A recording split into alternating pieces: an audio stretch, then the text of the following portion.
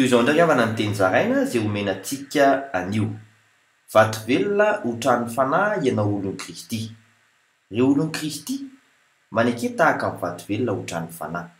Araka ny voasoratra ao Petera voalohany toko faharoa andiny fahadimy amin'ny anaran'i Jesosy hoe ka dia hatsangana koa ianareo tahaka ny vato velona ho trano fanahy, ho fisoronana masina anatitra fanatim-panahy sitrak'Andriamanitra amin'ny alalan'i Jesosy Kristy. Vato izay voazahatoetra ka na mandalo fisedrana azy tsy taitra satria manam-pinoana. Araka ny voasoratra ao amin'ny Isaia toko fahavalo amby roapolo andiny fahaenina ambin'ny folo amin'ny anaran'i Jesosy hoe dia izao nolazain'i Jehovah Tompo, indro izao efa nametraka vato ao iziony, dia vato voazahatoetra, vato tsara izay fehizoro voaorona ho fanorenana mafy, ka tsy mba taitra izay mino.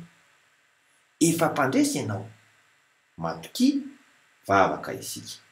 Kristy ianao no atao anatiko, manaiko trano velona ho trano fanahinao aho, ary efa mpandresy miaraka aminao.